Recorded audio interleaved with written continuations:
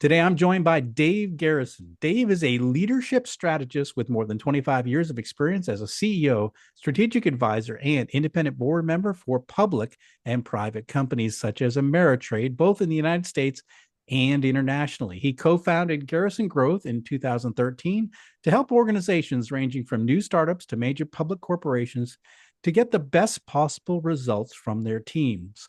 A young president's organization member since 1993, Dave has conducted workshops with thousands of YPO leaders and currently serves as chair of YPO's Leadership Development Network, which has over 30,000 qualified CEOs as members. He's sought after by media outlets such as CNBC, CNN, and the Wall Street Journal for his expertise.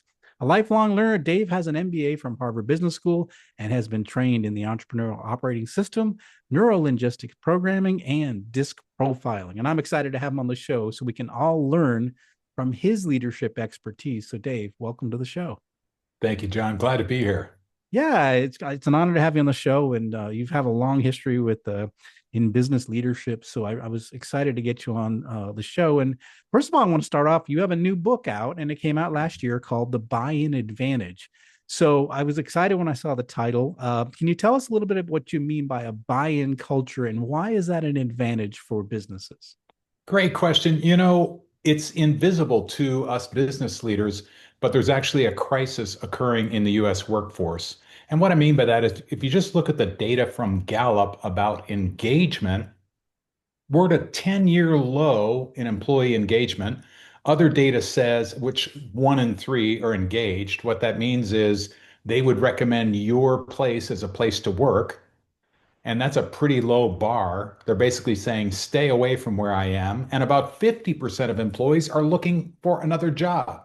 So imagine how committed you're going to be and how much of yourself you give if you're looking for another job and you wouldn't recommend where you work now. The biggest predictor of whether or not people are excited where they are is their boss. Hmm. And sadly, we're not providing bosses with the tools they need to create a sense of buy-in and engagement. And buy-in is a much higher standard than engagement. So let me just do a quick picture for you. If you're in the US, Friday night football games in whatever town you're in is where you see buy-in in the stands.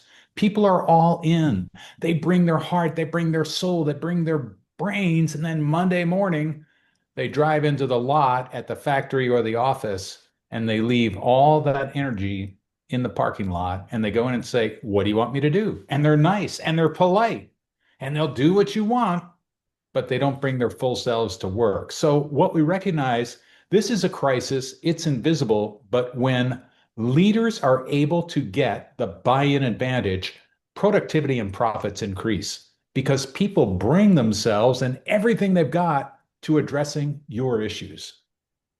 I love that. I often say that leadership is a people business, and I often compare like a ship without a crew, is nothing. It's just a piece of technology, a very expensive piece of technology that goes nowhere, does nothing. So a crew brings a ship to life. I think people bring our business to life, but if you're not bringing them to life, then you're not going to have any life in your business, right? So you mentioned something about that bosses are sort of underprepared, or they're not trained to think this way. Right. That was my my feeling in 22 years of corporate, being in corporations. I noticed that many people were promoted because they were great individual contributors, but they were never really taught like leadership skills, or they weren't promoted because of their leadership abilities. They were promoted because of their individual skills. So is that the major problem with leaders today, or what's the challenge with leaders today?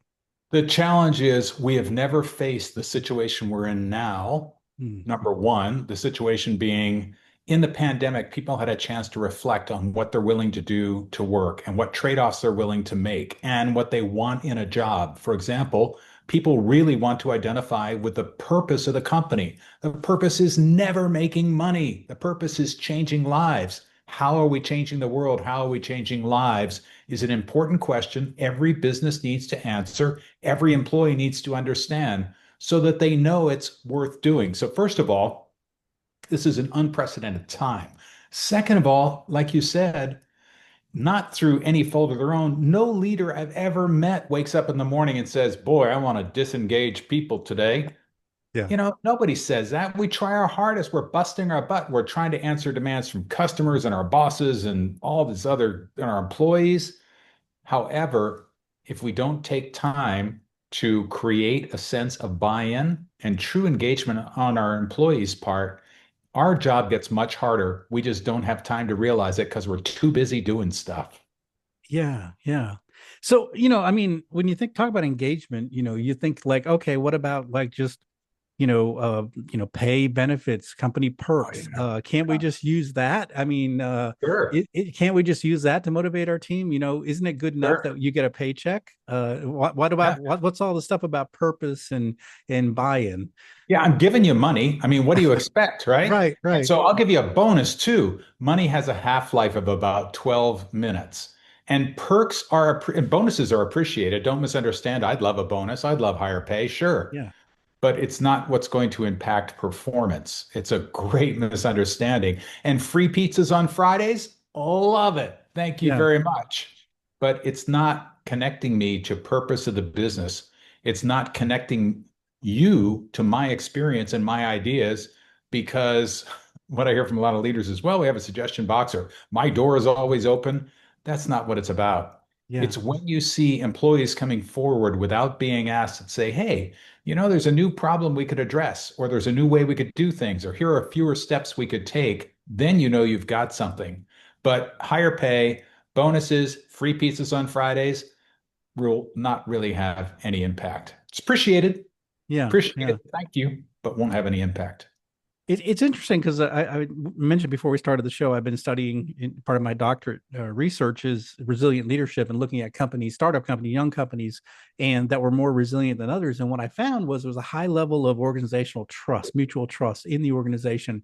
And so they were able to make decisions quicker. They were able to your point, when an employee had an idea, they implemented it quickly. So they were able to respond quickly to all of the changing environmental things that were happening because they had an entire workforce that was bought into the vision and of the founders, and they all wanted to see the business survive. So that it was like the whole organization just morphed to be able to handle whatever challenge came their way. And in fact, they had their best years ever during the pandemic. So is that an example of a bought-in organization? Absolutely. So if you are in an environment where things are changing rapidly, supply chain, customer needs, employees, workforce, whatever, if things are changing rapidly, in order to respond rapidly, you need buy-in and you also need, as you pointed out, a high level of trust. Hmm. And what's interesting is high trusting organizations always perform better. Even at the low standard of engagement that Gallup uses, they say profits are more than 20% higher at organizations that have higher engagement. Other studies have shown organizations with higher degree of trust smoke the competition because they can respond better and tap into everybody's skills. But how do you get that trust? Professor Amy Edmondson at Harvard Business School has done a lot of work about creating safe space. Trust is created when the leader is willing to be vulnerable and the leader does not judge what people say. Instead, they're curious. And we have a saying, it's mentioned in the book, curiosity and judgment cannot coexist. If you bring Hmm. me an idea and I say, well, we tried that before, or that will never work, you're just shutting down any future ideas. People go, oh, okay. Well, if you've got it figured out, go for it. Tell me what to do. And that destroys trust, engagement, and productivity. Yeah, I love that you mentioned that because I'm an older leader. I've been in manufacturing for 30 years and I have my own manufacturing business. And one of the things I learned, one of the things I've done since I started my company 10 years ago was I do know the answer to many things, but I have a young workforce and I have a young team and I want them to learn things on their own. So I purposely will not make judgments and I'll be, like you said, more curious and I'll ask more questions because I want them to sometimes make mistakes, sometimes make corrections, but they need to learn some of the things I learned early in my career too. So I purposely don't jump towards the conclusion because I want them to learn from that. So but it takes as a more experienced leader, it takes, like, I have to think about that and not jump on the answer because I know the answer. I've seen this so many times. So do you Yeah. find older leaders have a bigger challenge with this? I They don't know. do because sometimes they view themselves as being the answer person. And if I say, Mm, look, please go through the questioning process, they'll use it as a method to get the employee to where their answer is. And what's true is your answer was based on your experience, which is never going to happen again. yeah. And so what we do is we challenge leaders to say, look, you have an answer in your head. I don't want you to share the answer. What I want you to do is ask yourself this question. How do I know my answer is right? And you know it's right because it meets the checklist in your head. That's your criteria list. And so, what we want to do is ask the employee what their answer is, and then ask them how they got there. What did they consider? And what you're listening for as a great leader is the difference between your criteria list and what you hear from them. And if there's a criteria that they don't include that you feel is important from your experience, then you get to say, well, if you also considered our ability to repeat this behavior flawlessly 100 times a day in the third shift, how would your answer change? Then you're improving their thinking. But if you Mm, jump to your answer, it doesn't teach them anything because your answer is from the past, but your experience informs your criteria, which they can apply in the future. It's kind of yeah. crazy. I do like that. I do like that. And I think I wish someone, I sort of figured this out on my own. I wish somebody had told me that a long time ago, but I think Me too. yeah, because I don't want to be the pro, because I think a lot of entrepreneurs find themselves solving all the problems, especially founders, right? In early stages, you're small, so you're used to solving all the problems. And as you get bigger, you still a lot of entrepreneurs hold on to that being that problem solver. And then they're stressed out, they're working, 70 hours a week, they have trouble in their marriage, and they get addicted to alcohol. And it's like, wait, all you do is let go of some of these things, don't. And I think that's a challenge for some entrepreneurs, is to let go of being that problem solver. But here's the trap, John. The trap is that they have trained everybody else to come to them as a problem Yeah, solver. yeah. So they become indispensable in the business, and actually they're holding the business back as opposed to using their criteria to teach people how to think. The entrepreneur who can scale is the one who can teach people about criteria, not about how they would solve the problem. Mm, And then everybody develops a decision muscle, which allows the entrepreneur or the leader to have more time to work on what's important as opposed to being the answer person. yeah, yeah, instead of working on the business, not working in the business, which is always the Correct. biggest Yeah. struggle. Yeah, absolutely. So you talk about the ingredients needed to build a buy-in culture. And you have 7 of them. Where should leaders even start? So they hear this and they say, okay, maybe I'm not doing a great job, in getting my employees excited to come to work every day. I can see it on their faces. My turnover numbers are high. Right. General morale seems low. Where do we even get started with this? Yeah, I would start with a self-assessment, which we have online for free. Give the address later. Do the self-assessment and see where you really are. And then we have a team assessment that we'd encourage you to have your team take, and then have a discussion about where should we start? Because each team member sees the situation slightly differently, but collectively we have genius. Because we each have our blind spots. We just don't know that they're the blind spots. But my blind spot, it becomes less of a blinding mechanism when I ask you about what your experience is and what you see, because you have a different blind spot. But collectively, all of us are smarter than any of us. Mm, So I'd start with an assessment and start by asking questions and getting a team assessment and saying, okay, where should we start? But there are 7 ingredients we've identified that we see 100% of the time where we have a culture of strong buy-in. Can I run through those? yeah, please do. 7 seems like a lot. Here's the key.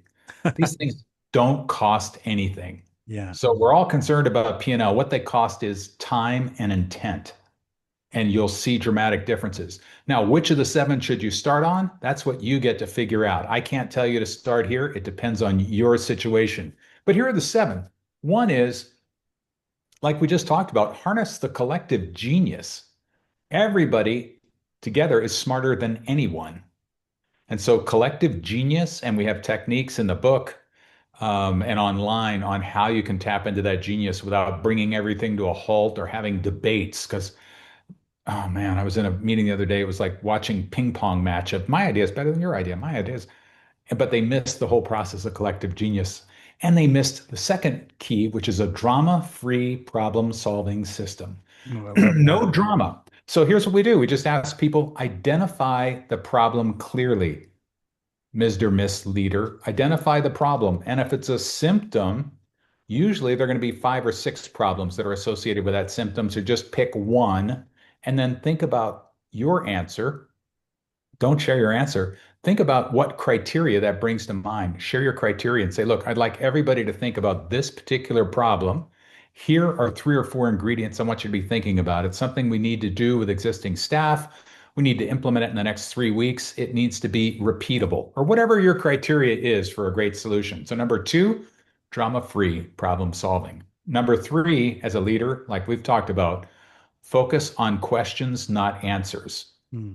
When people bring you a question, ask them how they think about it. Start to learn about them, accelerate their development. 4, prioritize. This one's really hard for me.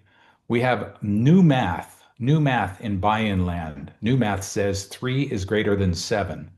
I've got so many ideas for what our company can do at Garrison Growth. It drives my team crazy. And they go, wait a minute, what are the priorities? And so pick 3, nail them. It might take 3 months, 6 months, nail those priorities, and then you can go to the next 3. But 3 is greater than 7. Can I just add So, something there? I think one of the yeah, biggest things I struggled with when I left the military coming to corporate was that exact issue, which what is the mission? Like, what's the goal? And it seemed like it would change every day. And so it was very frustrating to me as someone came from a mission focused, role yeah, before yeah, that. And I came into the corporate where, well, it's inventory reduction. That's most important. Well, no, it's on time delivery. That's what's most important. No, it's yeah. customer feedback. And it was like, I felt like that ping pong ball that you mentioned. I didn't know, like, as I wanted to succeed in our mission, but I couldn't figure out what the mission was. It was always changing. So I love the 3 is greater than 7 rule. So Yeah. go ahead. That was 4, number That was 5. 4. Number 5, slow down to include Mm. everyone. You could decide it all yourself and just tell people what to do. If what you want is lack of buy-in, if what you want is people say, sure, boss, and then 2 weeks later you have to chase after them to say, did you do it? Or you find out they didn't do it in the right way, or they didn't do it at all. So if you want to waste your time chasing people, tell them what to do. If you want to get stuff done well, and quickly and better than you could ever do it yourself, slow down, include everyone. That's rule 5. 6, be the catalyst for impactful conversations and great meetings. Most Mm. meetings are the waste of time, not because we set out to waste time in meetings, but we don't know how to have effective meetings. So create containers that drive engagement. That's the rule and the role of the person running the meeting. It doesn't have to be the boss person, by the way, just because the boss is in the room. That's a misnomer. The person who can best create the container should be running the meeting, not necessarily the boss. And then finally, define a purpose and a set of values that everyone takes seriously. It's a competitive weapon. And as I said before, purpose is not about money. It's never about money. It's why what we're doing matters in 4 or 6 words that every employee is going to know and they can refer to all the time to help them set priorities. The second thing in values, I've seen companies that have 12 values. And I'll say to an executive, hey, what are your values? And they'll turn around and look at the wall, or they'll say, wait a minute, let me look them up. And they'll go to the website. Values, again, 3 is greater than 7. Have 3 or 4 and make sure that we're in alignment on what that value means. So if we say we have integrity, what does integrity mean here? What would you expect to see and not see? And then reinforce those values every single week by identifying behavior in line with the values and saying, you know what? You did a really good job because when you dot, dot, dot, it really reflected our value of integrity. And I appreciate that. So tie behavior and accolades and recognition to values and purpose. Yeah, it's the Ken Blanchard catch them doing things right. Things that Absolutely. reinforce the values. Yeah, I think the one thing in my research in terms of resiliency is I found that the more resilient organizations had a very strong set of values and had a very strong purpose.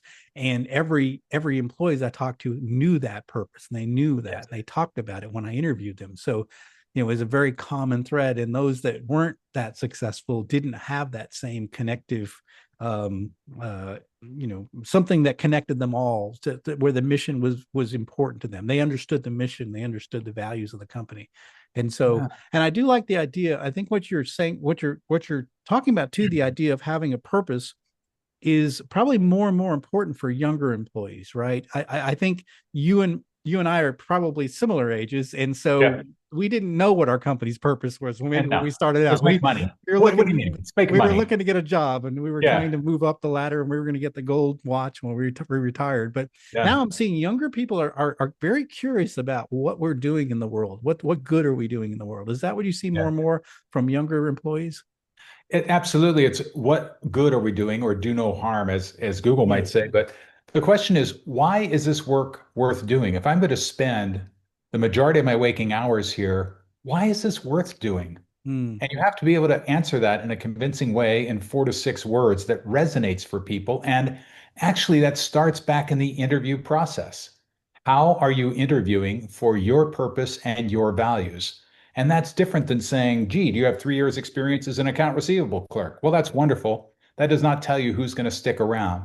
So unless you want to be dealing with turnover, find people who identify with your values and purpose. So the way that might look, I said integrity before. Let's assume integrity is a company value. When you do the interview process, ask this question. Just say, hey, you know what? An important value in our company is integrity. Can you tell me about a time when your integrity was challenged by something you were asked to do or a situation you were put in? And how did you deal with it? And find out what that value really means to them. Because when people align with values and purpose, money, of course, is important, but they're going to stay because they're where they need to be, not because it's the biggest paycheck. I love that. Yeah.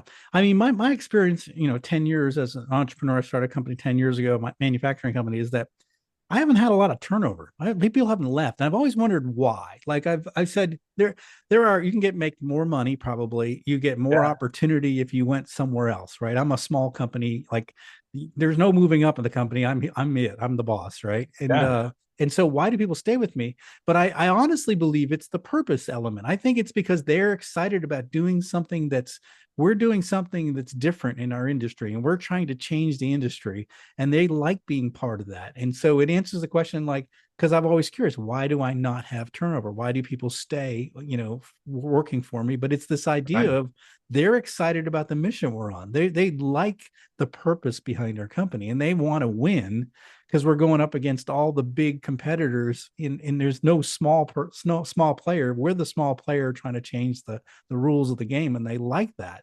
So I think, to your point, finding people that get excited about your mission. I think I remember saw a video about Steve Jobs and how he would hire is they would take young people and show them the computer that they were working on, or show them the thing they were working on. They just wanted to see if are they going to light up? Are they excited? Are they right. going to ask questions? Are they curious? It's like, okay, that's our kind of employee. They are get excited about our purpose. So Yeah, I think you're, and from what I've, the people I've been meeting, the companies that have really done well, is that they've hired people that are aligned with their purpose, that get absolutely. excited about it. Yeah. So important. So turnover is a funny thing because you can say we're celebrating our low turnover. Low Yeah. turnover would be because people feel stuck and feel they have no Oh, choice, right. or because Right. they're lit up, Yeah. because they're excited about what you're doing and why it matters.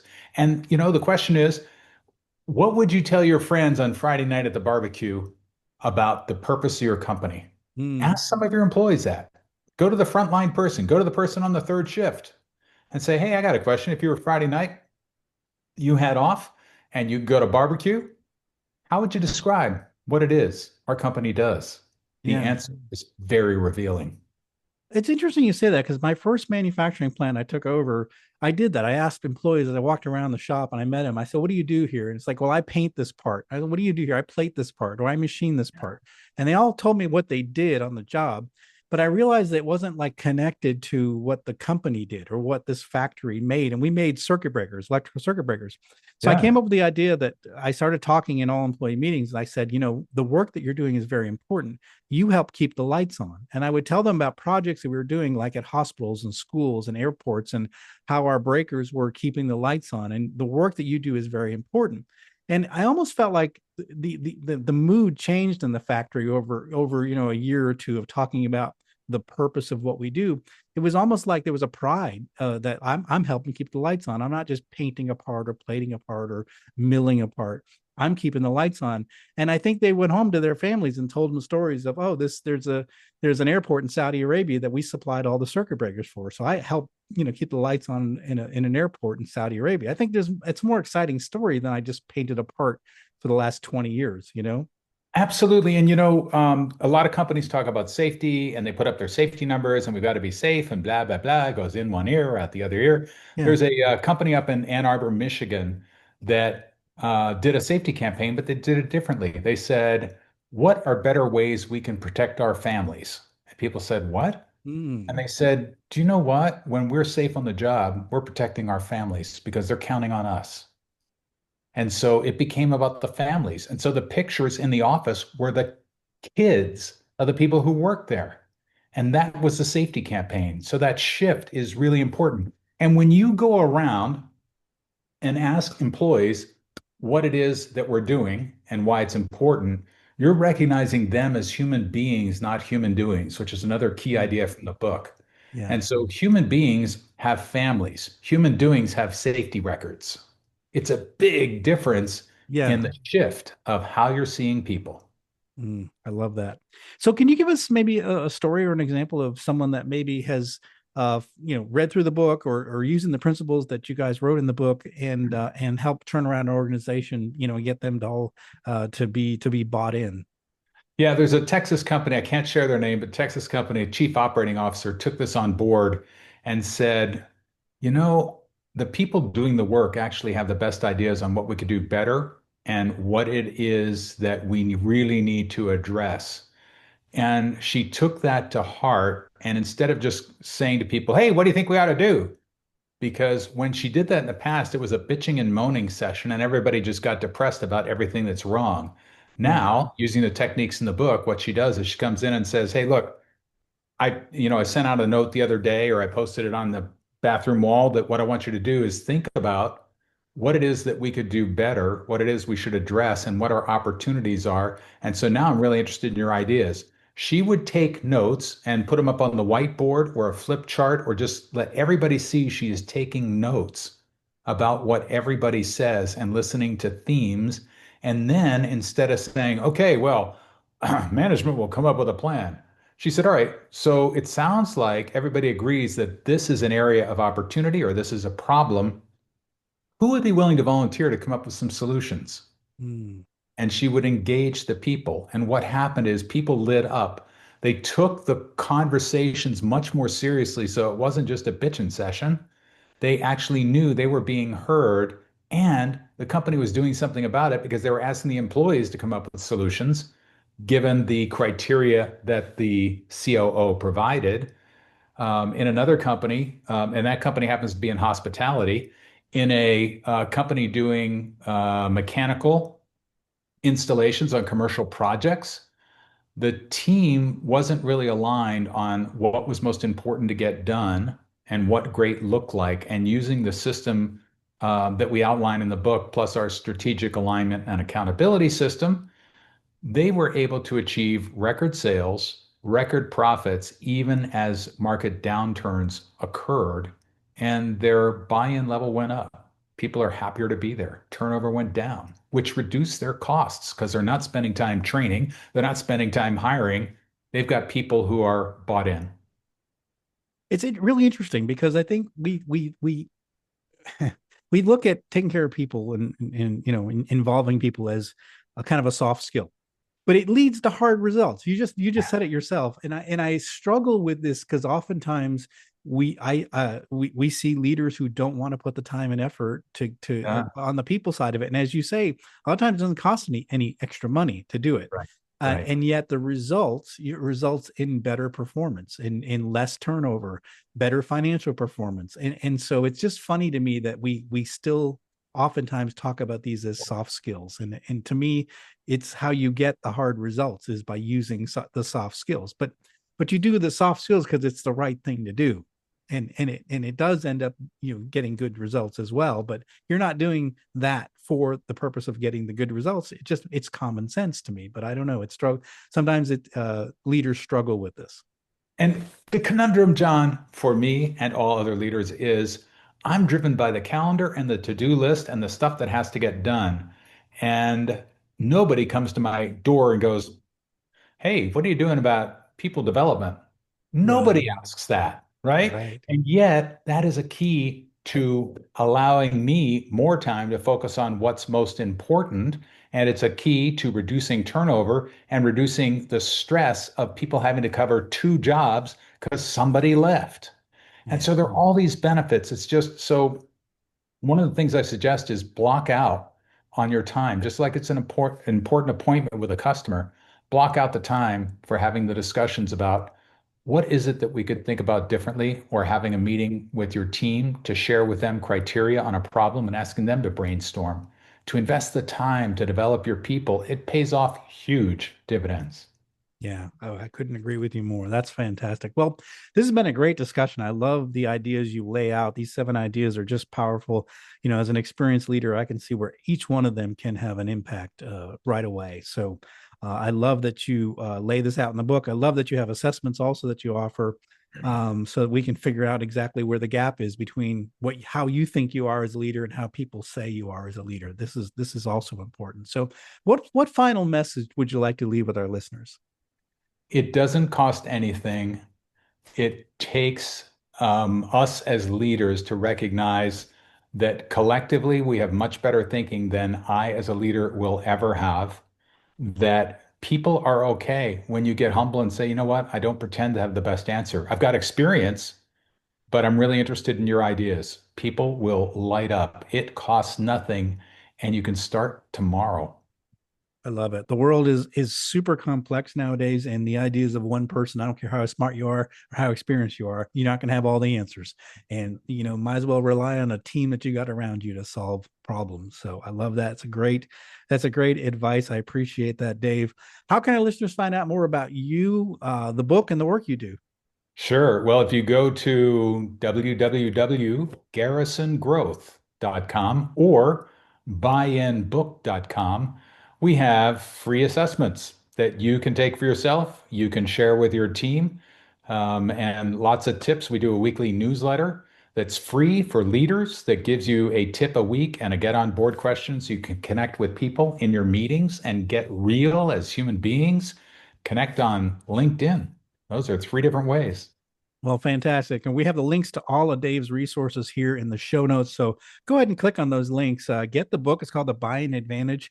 And again, if you go to the Buying Advantage website that we've got in the link, you're going to get a free assessment. So we like free things on deep leadership. So this is one thing that we can get you for free, and it'll move you further down the road that you're trying to travel on to become a better leader. This is a way to do it. Involve others. Get this buying culture in your company. I have worked at companies with a buying culture, and I can tell you it's easier as a leader when you have a buying culture and not harder. So make the effort, do it, because you're going to have a much better performance. You're going to have a much better life as a leader. So I highly encourage. And if you have a question, reach out to Dave. He's the expert, and he'll answer any of the questions you want. So follow the links in the show notes below. Dave, thanks for coming on the show. You've given us a lot to think about. I love these the 7 rules you throw out to build a buying culture. I think it makes so much sense. So I really appreciate you sharing those with us today. John, thanks for having me, and I look forward to learning from all of your listeners and viewers about their experience. I love it. That's fantastic. Well, thanks, Dave, for coming on the show. That's it for today. Thank you for listening to Deep Leadership. If you like this podcast, please subscribe and share so we can continue to build a world with better bosses. Until next time, this is John Rennie saying take care and lead well.